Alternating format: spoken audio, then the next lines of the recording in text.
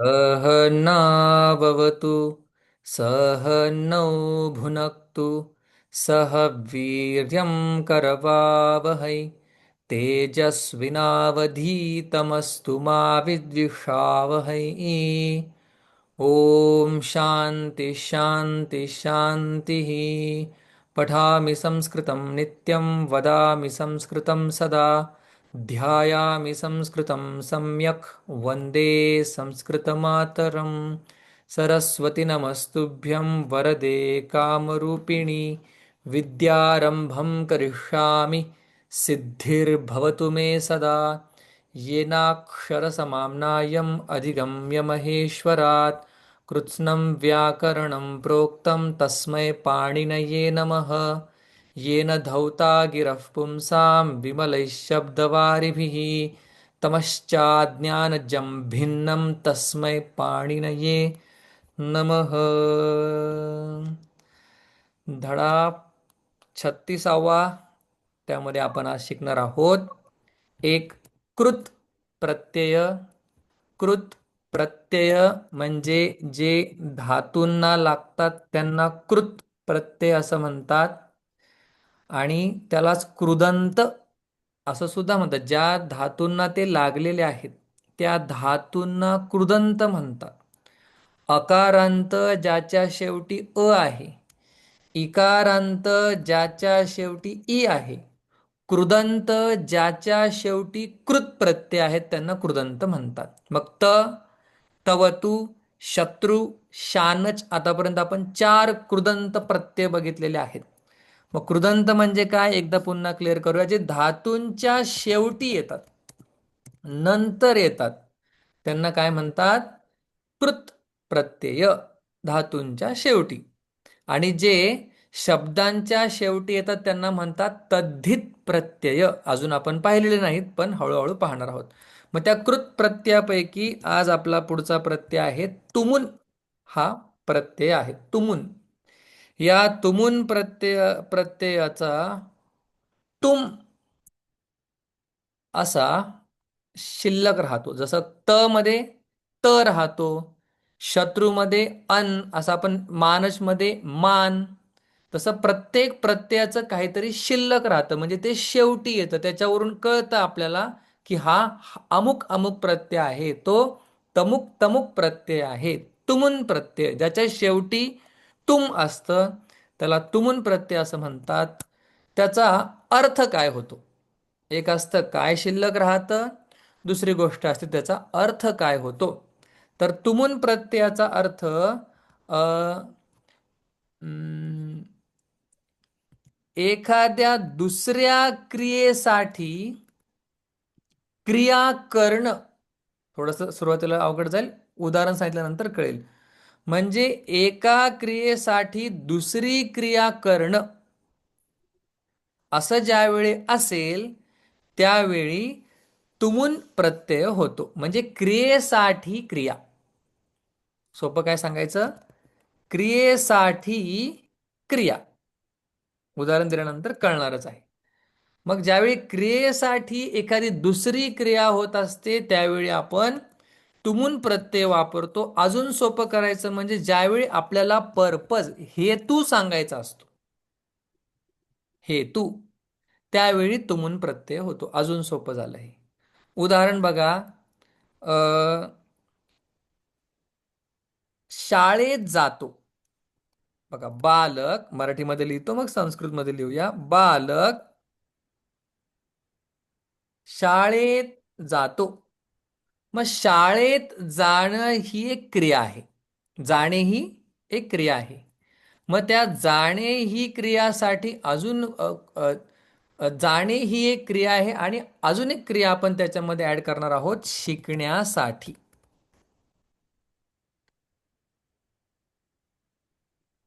म्हणजे शिकण्यासाठी या क्रियेला पूर्ण करण्यासाठी शाळेत जाण्याची क्रिया होते। क्रियेसाठी क्रिया होते त्यावेळी आपण तुमुन प्रत्यय वापरतो। किंवा शाळेत कशासाठी जातो, हेतू सांगतात शिकण्यासाठी। सोपं म्हणजे एक क्रियेसाठी क्रिया होते शिकण्यासाठी या क्रियेसाठी शाळेत जाण्याची क्रिया होते किंवा हेतू ज्या ठिकाणी सांगितला जातो तिथे तुमून प्रत्यय होतो. मग आता याचे काही नियम आहेत, ते नियम आपण पाहूया.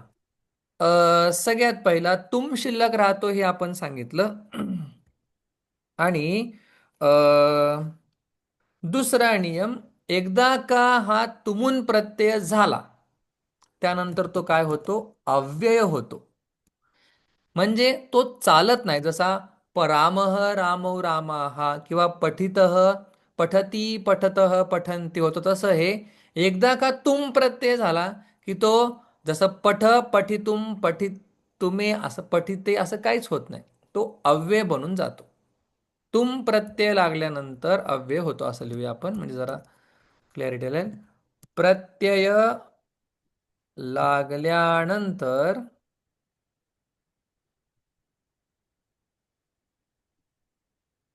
अव्यय होतो तो शब्द.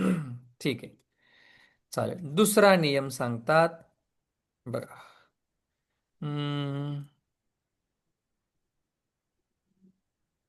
याच्यामध्ये काय होतात, धातूला गुण होतात. गुण तुम्हाला माहिती आहे, तरी पण एकदा लिहितो. गुण होतात. जो पण धातू असेल त्याला जर तुमून प्रत्यय लागला तर त्याला काय होतात, गुण होतात. त्याच्या उदाहरणासहित तुम्हाला सांगतो. मग गुण म्हणजे काय, पहिलं ते आपण समजून घेऊया. आपण पाहिलेलं आहे पण तरी सुद्धा. ई किंवा ई याचा गुण काय होईल, ए. उ किंवा उ याचा गुण काय होईल, ओ. रू किंवा दीर्घ रू, असंच करूया आता. दीर्घ रू याचं काय होईल, अर. आणि लृ किंवा लृ काय शक्यतो येत नाही, त्याच्यामुळे ए ओ अर एवढंच तुम्ही लक्षात ठेवा. म्हणजे काय होतं, धातूला गुण होतो. म्हणजे शेवटी असणाऱ्या ईला किंवा ईला ए होतो. त्याचे उदाहरणं पाहूया आता आपण एक एक, म्हणजे तुम्हाला कळून जाईल, स्पष्ट होईल. जी हा धातू आहे, जी या धातूमध्ये ई शेवटी आहे, मग त्या ईचा काय होईल, य हा, ई ई गुण एचा ए गुण ए. होईल. मग बघा, हम्म. जी चा झाला जे आणि ई तुमून प्रत्ययाचा तुम शिल्लक राहील. अर्थ काय होईल, जेतून जैतून. बघा, तुम, मग होणार जे तुम. हा झाला तुमून प्रत्यय. याचा अर्थ काय होईल, जी जयती म्हणजे जिंकणे, आणि जे तुमचा अर्थ काय होईल, जिंकण्यासाठी. जिंकण्यासाठी. बाजीरावः जेतुम पानिपतं गच्छति, सदाशिवेन सह विश्वासेन सह. देवा देवा देवा, पानिपत ऐका. ठीक आहे.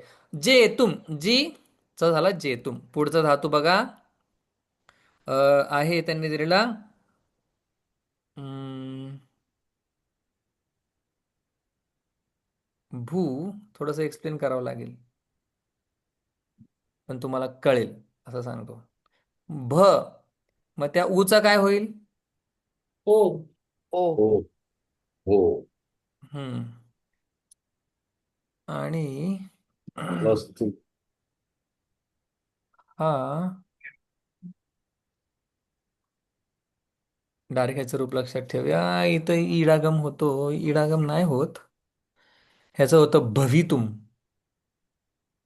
ठीक आहे, डायरेक्ट तुमून लागलं भोतुम तर होत नाही, याचं भवितुम होतं. मग कुठल्या तरी सूत्राने या ठिकाणी इडागम होतो. चला ई घेऊया आपण आणि तुमून इडागम झाला, म्हणजे इडागम झाला म्हणजे ई त्या ठिकाणी आला. मग आता भो याच्या पुढे ई आहे, मग ओच्या पुढे कोणताही स्वर आल्यानंतर काय होत असतं, अव होत असतं. हे आपण शिकलेलो आहोत, बरोबर. हम्म नियम सांगतो तुम्हाला. हो. ए ओ ए ऐ ओ औ यांच्या जागी अय अव अय आय अव आव असे होतात. मग या भो मध्ये अ आहे, त्याचा होईल अ, अव. मग तो झाला भवितुम. डायरेक्ट भवितुम लक्षात ठेवा. आम्ही हे नियम सांगतच नाहीत, आता या पुस्तकात दिले म्हणून सांगतोय. काय करायचं, ते एक पान असतं दिलेलं त्यांनी पाठीमागे, तेवढं पाठ केलं, सगळे आपल्याला तुमून प्रत्यय येऊन जातात. भवी तुम. ओके. हम्म. नंतर क्रू, तर भवितुम म्हणजे काय? होण्यासाठी. हम्म. भू धातूचा अर्थ काय मला सांगा? होणे होणे. आहे. होणे. हो नाही. भूभवती होणे किंवा असणे. हा. भवितुम असण्यासाठी. जी चा जिंकणे. जेतुम जिंकण्यासाठी. अच्छा, अजून सोपं करूया आपण ह्याला. हा तुमुंत प्रत्यय म्हणजे फक्त साठी आहे किंवा चतुर्थी हा, विभक्ती. मी तेच आता विचारणार होतो की साठी चतुर्थी बाय डिफॉल्ट लागतंय. चतुर्थी विभक्तीला तुम्ही चतुर्थी विभक्तीच्या अर्थामध्ये येतो असं म्हटलं तरी चालेल. असू द्या. साठी लावायचे प्रत्येकाला आपल्याला. गंतुम जाण्यासाठी. पठितुम अभ्यास करण्यासाठी. हसितुम हसण्यासाठी. रक्षितुम रक्षण करण्यासाठी. धावितुम धावण्यासाठी. न- न- लेखितून लेखितुम. लिहिण्यासाठी.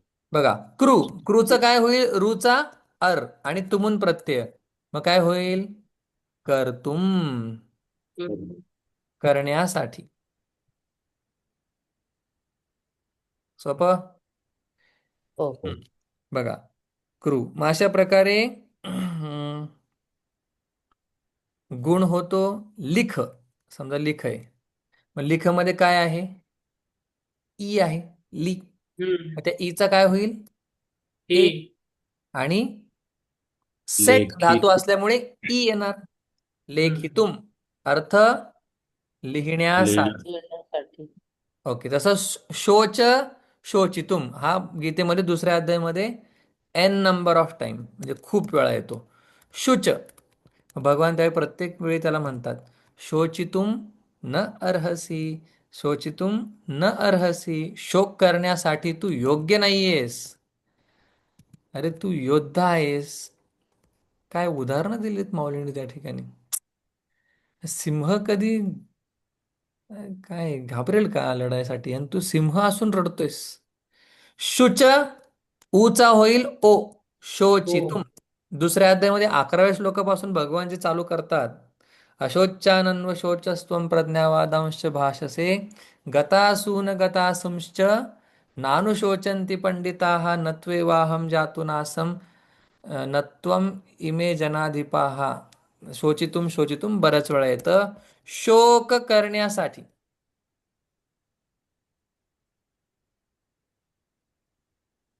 ओके. रुद रोदितुम रडण्यासाठी. रुद दिलेत त्यांनी पण आता लिहितोय मी. पुढे पुढे जायचंय मला. रुद, उ चा ओ. रोदितुम रडण्यासाठी. रडण्यासाठी म्हणजे एका क्रियेसाठी दुसरी क्रिया ज्यावेळी होते त्यावेळी आपण क्रियाया हा क्रियेसाठी क्रिया. क्रियायाम क्रियार्थायाम असं त्यांनी सूत्र दिलेलं आहे. सूत्र वगैरे मला काही माहिती नाही, पण अर्थ आपल्याला माहिती होता. पुढे आपण अजून नियम पाहूया. थोडक्यात तुम्हाला कळलेलं आहे. तिसरा. मग आता नेहमीच सगळे सरळ असतात असं नाही. काही इररेग्युलर वर्ब्स आहेत. मग त्या इररेग्युलर वर्बसाठी ते काय आपल्याला नियम सांगतात. जर शेवटी, बघा, शेवटी च किंवा ज असेल तर, शेवटी काय च किंवा ज असेल तर त्याला काय होऊन जातो? क होतो. म्हणजे च आणि ज ला काय होतो? क हो. होतो. उदाहरण बघा, इथेच घेऊया. जसं पच हा धातू आहे, मग या पच च काय होईल? क. नियम आपण पाहिला. पक आणि तुम लागल्यानंतर काय होईल? पक्तुम. म्हणजे जेवण बनवण्यासाठी. हे बनवण्यासाठी पण जेवणाच्या संदर्भातच आहे फक्त. पक्तुम नंतर आहे भुज धातू, खाणे. ठीक आहे, भुज. मग त्या भूचा काय होईल पहिला? भो. गुण झाला. नंतर जचा क झाला. Ajay, no no no. हो. हा. भोक्तुम, भोगण्यासाठी. मनुष्य भोक्तुम अस्मिन् शरीरे अवतरती. मनुष्य भोगान भोगतुम, भोग भोगण्यासाठी या शरीरामध्ये येतो. भुज.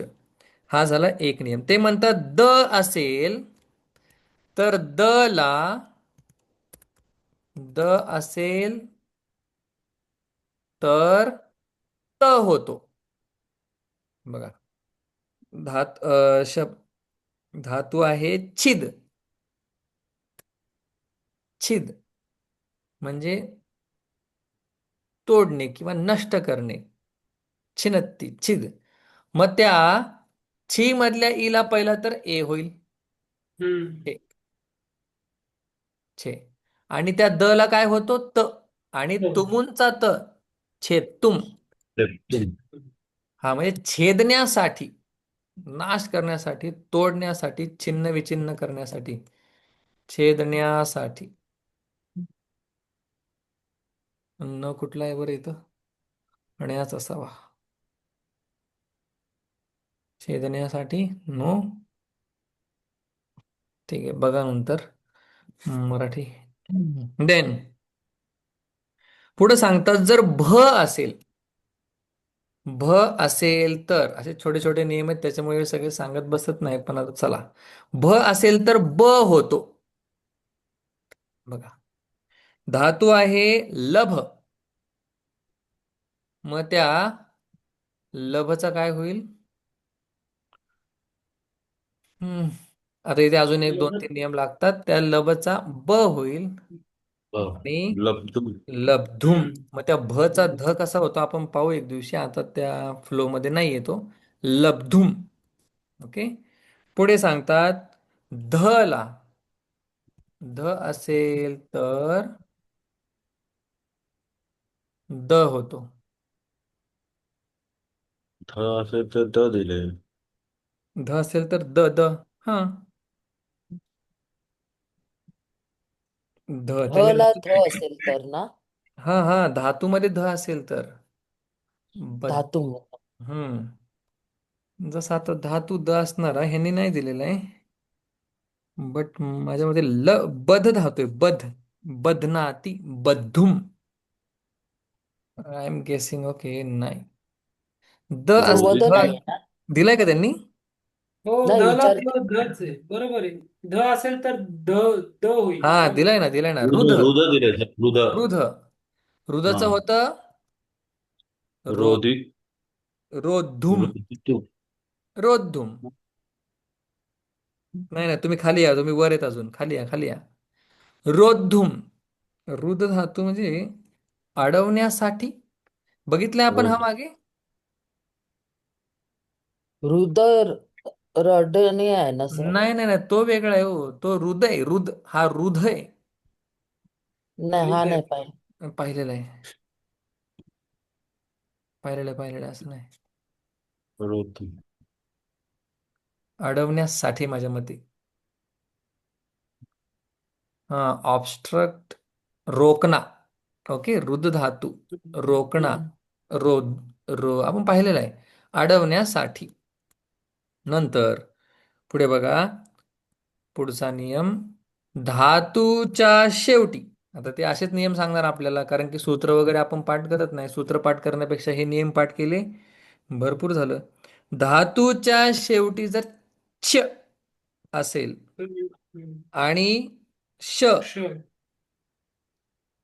श आणि म्हणजे छ आणि श. तसेच हे जे भ्रज, भ्रश्च. बापरे, किती किती धातू वेगवेगळे. भ्रश्च, भ्रश्च, सृज. देन मृज. अनंतरम यज, राज, भ्राज. ठीक आहे. यांच्या स्थानावरती काय होणार? ब्राज के काय दिलं? धातू के अंतिम छ श तथा ह्या च्या स्थानावरती काय होणार? श. श होणार. यातील श ज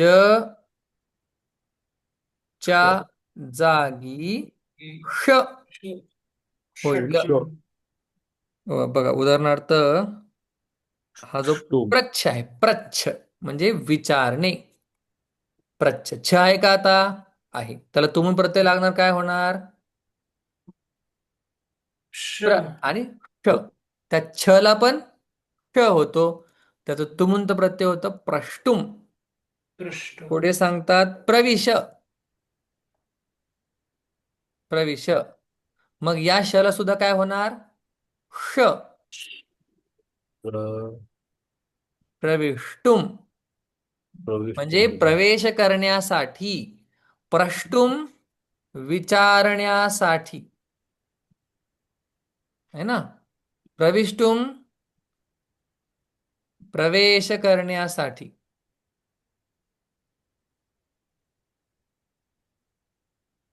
प्रवेश करण्यासाठी. ओके. नंतर सृज. रुज काय होणार त्याचं? स्रष्टुम. आता वेगवेगळे नियम आहेत बरं का, सगळे ते आपल्याला सांगत नाहीत. ओके. रु त्याचा झाला अर. स्र नाही, ठीक आहे. स्रष्टुम डायरेक्ट लक्षात ठेवा. स्रष्टुम. देन यज. यज मधल्या ज ला काय होईल? श. यश. आणि तुमुंत प्रत्यय त्याचा होतो टुम. सांगू का हा कुठली संधी सांगू का? ही आपण शिकलेलो आहे ती संधी स्टोष्टुनाष्टुः. म्हणजे जसा श वर्गा विसर्गाच्या पुढे श आणि त वर्गाच्या पुढे च. माझ्या हा नियम लक्षात राहत नाही बरं का. आपण नियम पाहिलेला आहे, तुम्हाला पाहिजे तर मी तो कुठे आपण पाहिलेला आहे ते सांगतो. त्या नियमानुसार त्या त चा ट होतोय. ठीक आहे. नियम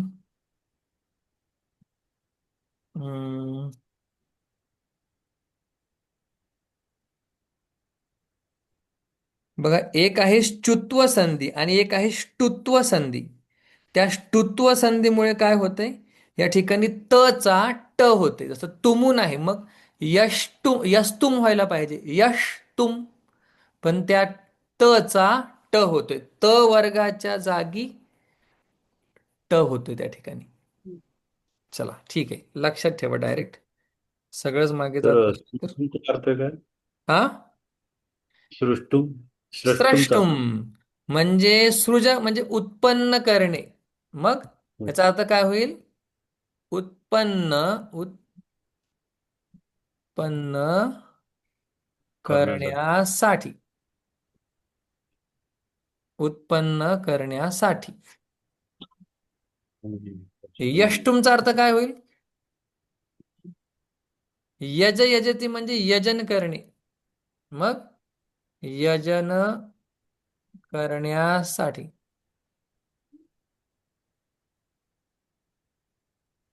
करण्यासाठी. ठीक आहे. पुढे झाले. आता बघा पाचवा. ए किंवा आई ज्यावेळी शेवटी असेल त्यावेळी त्या ए किंवा आईला आ होतो. ए किंवा आईला, जसं गई हा धातू आहे, गई. मग त्या आईला काय होणार? आ. गा आणि आ. तुमून आ. गा तुम गाण्यासाठी. गाण्यासाठी. देन त्रयी. त्रातुम त्रातुम रक्षण करण्यासाठी, है ना? त्राहिमाम त्राहिमाम रक्षण करण्यासाठी. बर. नंतर आ आवे म्हणजे बोलवणे. तर वातुम बोलवण्यासाठी.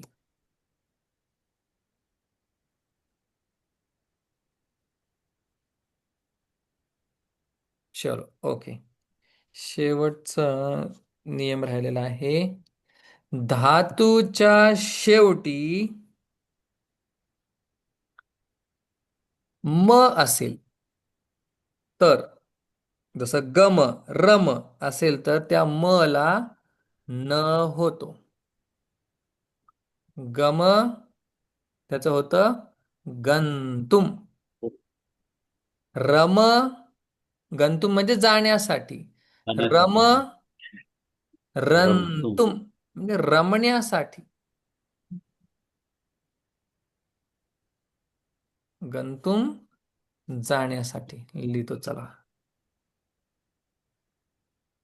जाण्यासाठी. ठीक आहे. आणि काही असे जे धातू आहेत ज्यांचा काही संबंध नसतो ते वेगळेच बनून जातात. सह म्हणजे सहन करणे त्याचं होतं सोडून. आता काय सांगायचे याचे नियम ते म्हणतात हे लक्षातच ठेवा. सह सोडून. वह ओढून. वह सोडून म्हणजे सहन करण्यासाठी. वह ओढून म्हणजे वाहण्यासाठी है ना. ओढणे वाहण्यासाठी. जसं ओझ वाहण्यासाठी. सृजस्रष्टू. दृश्य हे आपण वर पाहिलेलं आहे दृश्य. नियम. यात का टाकलं काय माहिती नाही. द्रष्टुम. द्रष्टुम. हम्म. रुचा र सृज राहिलं. हा, सृज वरच राहिलं. सृज. सृजा आपण वरच पाहिलंय ना स्रष्टुम. Okay okay. हम्म. नंतर आरूह. आरोडून. आरोह. आरोह आरोढुम म्हणजे वर चढण्यासाठी. आरोहती म्हणजे वर चढणे. आणि आरोढुम वर चढण्यासाठी. चढ चढ चढ चढण्यासाठी. चढढ हा. चढण्यासाठी. नेक्स्ट दह दह. कम्प्लिटली दगदुम डिफरंट. दह दगधुम दगदून. जाण्यासाठी.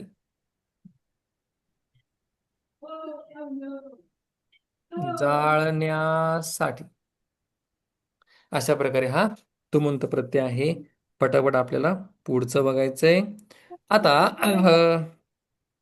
इथपर्यंत no doubt we can go for sentence making.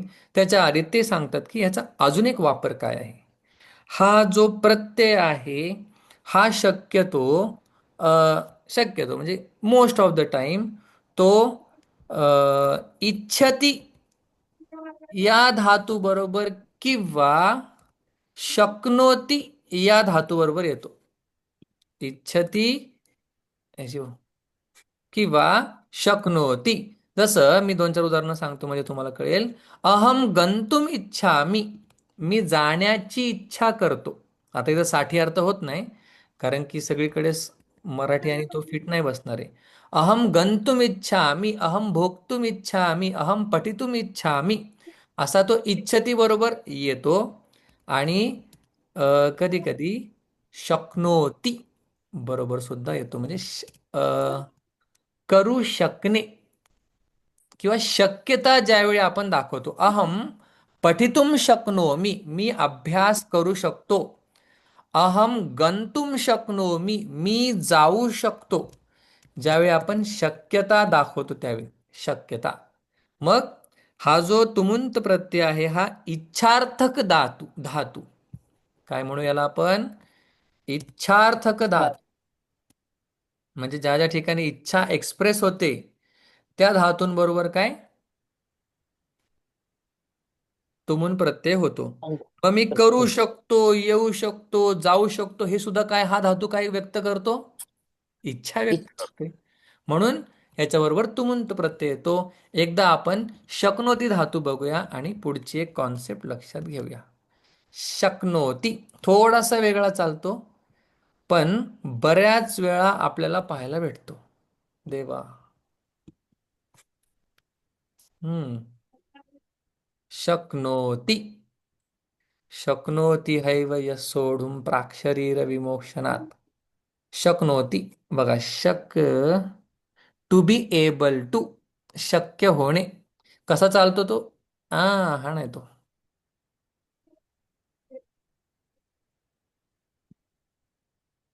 शक्नोती.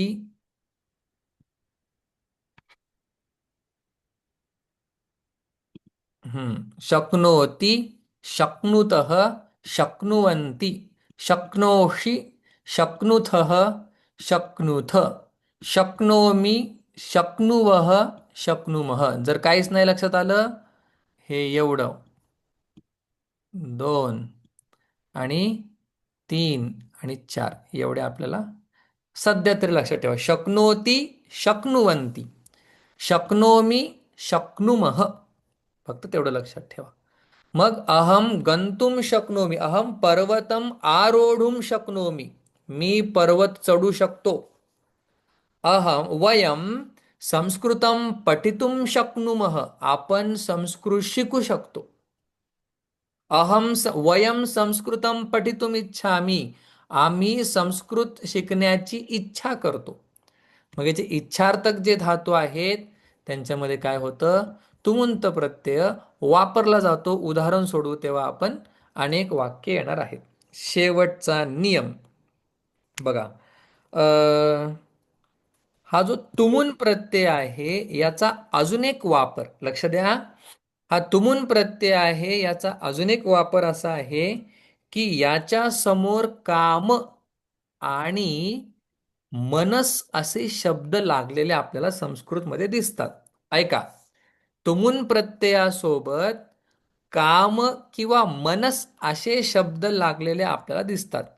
मग आता समजा एक उदाहरण बघूया. गंतु कामः, गंतु हा तुमुन प्रत्यय आहे, त्याच्या पुढे लागला काम, काय शब्द होणार? गंतु काम हा झाला एक शब्द. असा वापर पाहायला भेटतो. म्हणजे जाण्याची इच्छा असणारा. ऐका, नवीन आहे काहीतरी. जाण्याची इच्छा असणारा गंतु काम. बघा, वक्तु काम, त्यांनी दिलेलं उदाहरण आहे वक्तु काम. म्हणजे काय? बोला. बोलण्याची इच्छा असणं. बोलण्याची इच्छा असणारा. म्हणजे हे काय? इच्छार्थक शब्द बनवण्यासाठी पण उपयोगाला येतात. काय? हे तुमुंत प्रत्यय, पण त्याला मात्र लागतं काम आणि मनस. मनस. बोलण्याची इच्छा करणारा, इच्छा करणारा. ओके.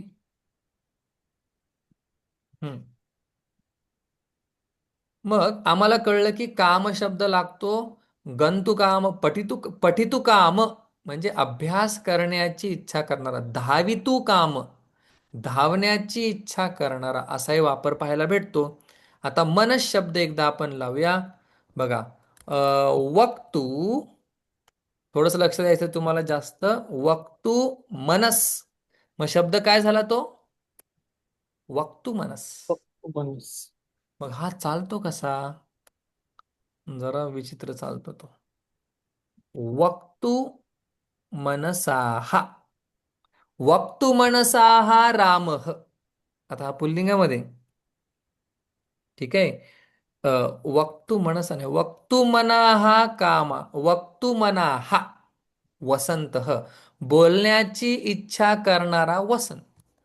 गंतु मनाः म्हणजे जाण्याची जाण्याची इच्छा इच्छा करणं. करणारा. मग आता आपल्याला एवढंच लक्षात घ्यायचं, हे मना हा कुठनं आलं?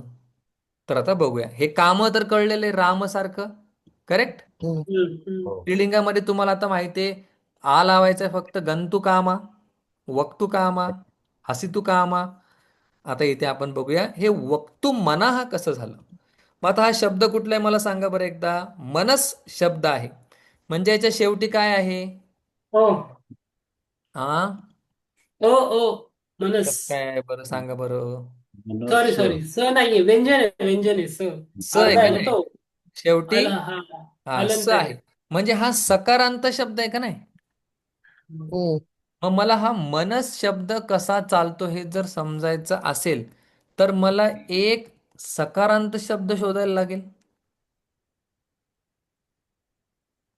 हो किंवा नाही? हो. हम्म. तर मग चंद्रमस असा शब्द आहे. ठीक आहे, आता हे तुम्हाला पुढे शिकल्यानंतर कळतं. ऐ